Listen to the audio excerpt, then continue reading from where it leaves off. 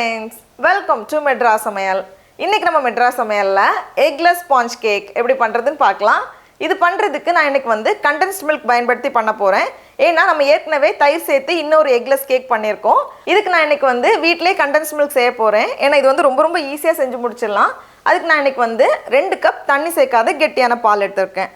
அதை வந்து ஃபர்ஸ்ட் ஒரு அகலமான panல மாத்திடலாம். அப்பதான் சீக்கிரம் ரெடி ஆகும். கூடவே 1/2 கப் சர்க்கரை, இது வந்து 100 கிராம் சேர்த்துட்டு இந்த பால் வந்து நல்லா குறையணும். கொஞ்ச நேரம் ஆகும். அப்பப்போ கலந்து விட்டுட்டே இருங்க, இல்லைன்னா ஒரு மாதிரி கட்டி தட்டிரும். நமக்கு வந்து நல்லா ஸ்மூத்தாக வேணும். இப்போ பாருங்கள், இந்த மாதிரி கொஞ்சம் கெட்டியாக அந்த கண்டென்ஸ்ட் மில்க் பதத்தில் வந்திருக்குல்ல, இந்த ஸ்டேஜில் நம்ம ஸ்டவ் ஆஃப் பண்ணிடலாம். ஆஃப் பண்ணிவிட்டு இதை வந்து நம்ம நல்லா ஆற வைக்கணும். இந்த அளவில் நமக்கு வந்து 1/2 கப் கிடைக்கணும். அந்த அளவுக்கு நம்ம வந்து குறைய வைக்கணும். 1/2 கப் கண்டென்ஸ்ட் மில்க் ரெடியாக இருக்குது. இப்போ நம்ம கேக் செய்ய ஆரம்பிச்சிடலாம். அதுக்கு நான் இன்னைக்கு வந்து 1/2 கப் அன்சால்டட் பட்டர் எடுத்திருக்கேன். இதை வந்து முன்னாடியே எடுத்து வெளியே வச்சுக்கோங்க. கை வச்சு பார்த்தா நல்லா சாஃப்டாக இருக்கணும். இந்த மாதிரி இருந்தால் தான் நல்லா வரும். இந்த கேக்குக்கு நம்ம வந்து முட்டை சேர்க்காததுனால வெண்ணெய் சேர்த்தா தான் நல்லாயிருக்கும், நல்லா சாஃப்டாக வரும். அதனால் முடிஞ்ச வரைக்கும் வெண்ணெய் எடுத்துக்கோங்க. 1/2 கப் வெண்ணெய், அன்சால்டட் பட்டர், இது வந்து 100 கிராம்.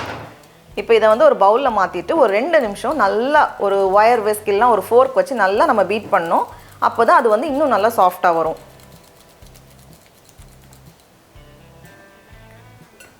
இப்போ 2 நிமிஷத்துக்கு அப்புறமா பாருங்கள், கொஞ்சம் அந்த கலர் மாறி இருக்குல்ல. இப்போ இதில் 1/4 கப் சர்க்கரை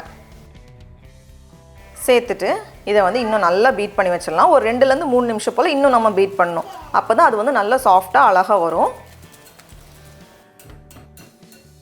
அடுத்தது இதில் வந்து நம்ம கண்டென்ஸ்ட் மில்க் சேர்க்கலாம். 1/2 கப் கண்டென்ஸ்ட் மில்க். நீங்கள் வந்து கடையில் வாங்கக்கூடிய கண்டென்ஸ்ட் மில்க்னாலும் 1/2 கப் சேர்த்துக்கோங்க, சரியாக இருக்கும். இது வந்து நல்லா ஆறுனதுக்கு அப்புறமா தான் சேர்க்கணும், சூடாக இருக்கக்கூடாது. சேர்த்துட்டு இதை வந்து மறுபடியும் 1 நிமிஷம் நல்லா கலந்து வச்சிடலாம்.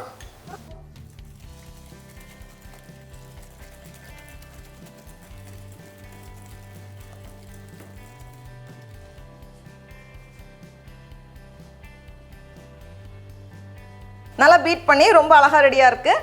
அடுத்தது வந்து நம்ம மாவு சேர்க்கலாம். நான் இன்றைக்கி வந்து 1/2 கப் மைதா மாவு எடுத்திருக்கேன். இது வந்து 185 கிராம்.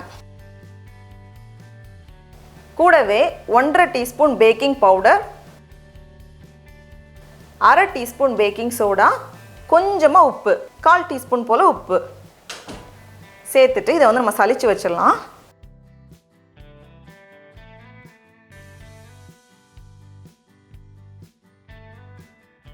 அதுக்கப்புறமா இதில் 3/4 கப் பால், இது வந்து காய்ச்சின பாலை நல்லா ஆற வச்சு எடுத்திருக்கேன். கூடவே 1 teaspoon vanilla extract. Vanilla extract இல்லைனாலும் பரவாயில்ல, ஏன்னா நம்ம முட்டை சேர்க்காததுனால சுத்தமாக ஸ்மெல் வராது. ஆனால் வெனிலா எக்ஸ்ட்ராக்ட் சேர்த்தா நல்லாயிருக்கும். எல்லாத்தையும் சேர்த்துட்டு இதை வந்து நம்ம ரொம்ப போட்டு மிக்ஸ் பண்ணக்கூடாது, லேசாக கலந்து விட்டால் போதும். எல்லாமே சேர்ந்து ஒரு நல்ல ஒரு மாவாக கலந்தால் போதும். ரொம்ப கலந்தோம் அப்படின்னா கேக் வந்து ரொம்ப சாஃப்டாக வராது. அதனால் ரொம்ப பீட் பண்ணக்கூடாது. இந்த மாதிரி எல்லாமே சேர்ந்து வந்தாலே போதும். கொஞ்சம் திக்காக தான் இருக்கும் இதோட மாவு. கேக்குக்கு மாவு ரெடியாக இருக்குது. இப்போ இதை வந்து நம்ம கேக் பேனில் ஊற்றி வச்சிடலாம். நான் இன்றைக்கி வந்து ஸ்கொயர் பேன் எடுத்திருக்கேன். உள்ளே வந்து பட்டர் வச்சு தடவிட்டு மேலே வந்து ஒரு பட்டர் பேப்பர் வச்சுருக்கேன். இப்போ இதை நம்ம உள்ளே சேர்த்துடலாம். சேர்த்துட்டு 2-3 வாட்டி நம்ம நல்லா இந்த மாதிரி டேப் பண்ணிட்டோம் அப்படின்னா கொஞ்சம் சமமாக வரும். உள்ளே இருக்கிற ஏர் பபிள்ஸும் கொஞ்சம் வெளியே போகும். அவ்வளோதான். இனி இதை வந்து நம்ம பேக் பண்ணோம். அவனை வந்து 350 டிகிரி ஃபாரன்ஹீட்க்கு 10 நிமிஷம் ப்ரீ ஹீட் பண்ணிக்கோங்க. அதுக்கப்புறமா உள்ளே வச்சுட்டு இது வந்து 25லேருந்து 28 நிமிஷம் போல் ஆகும். மேலே வந்து கொஞ்சம் ப்ரௌன் ஆகும்ல, அந்த ஸ்டேஜில் வரும். நான் அவனில் வைக்கிறதுக்கு 8 இன்ச் ஸ்கொயர் பேன் பயன்படுத்தியிருக்கேன். ஒவ்வொரு பேனோட சைஸை பொறுத்து பேக்கிங் டைம் வந்து கொஞ்சம் முன்ன பின்ன இருக்கும். சின்ன சைஸ் பேன் வச்சோம் அப்படின்னா கொஞ்சம் அதிகமான நேரம் ஆகும். கொஞ்சம் அகலமான பேன் வச்சோம்னா குறைவான நேரம் ஆகும். அதனால பேனோட சைஸ் பொறுத்து பேக்கிங் டைம் வந்து கொஞ்சம் முன்ன பின்ன இருக்கும். அதனால ஒரு 3-4 நிமிஷத்துக்கு முன்னாடி செக் பண்ணி பாருங்கள். தேவைப்பட்டால் நம்ம எக்ஸ்ட்ரா பேக் பண்ணிக்கலாம். அவன்லேருந்து வெளியே எடுத்தாச்சு. கேக் அழகாக ரெடியாக இருக்குது. இது ஆறுனதுக்கு அப்புறமா நம்ம பீஸ் போட்டுடலாம். அதுக்கு முன்னாடி போட்டால் ஒழுங்காக வராது, அதனால் ஆற வச்சிடலாம். இப்போது ஆறுனதுக்கு அப்புறமா இந்த ஓரத்தை லைட்டாக நான் கட் பண்ணி காமிக்கிறேன். பாருங்கள் எவ்வளோ அழகாக சாஃப்டாக வந்திருக்குன்னு. இதை வந்து கட் பண்ணணும்னு அவசியம் இல்லை, சும்மா நான் காமிக்கிறதுக்காக கட் பண்ணேன். இப்போ இதை வந்து நம்ம பீஸ் போட்டு வச்சிடலாம். 10 பீஸ் சரியாக இருக்கும். அதே நேரம் ரொம்ப நேரம் பேக் பண்ணிட்டாலும் ஹார்ட் ஆயிரும். அதனால நம்ம ஒரு குச்சி வச்சு பார்க்கும்போது அந்த குச்சி வந்து கிளியராக வரணும். அந்த ஸ்டேஜில் ஆஃப் பண்ணிடணும். ரொம்ப ரொம்ப அழகாக நல்லா சாஃப்டாக வந்திருக்கு.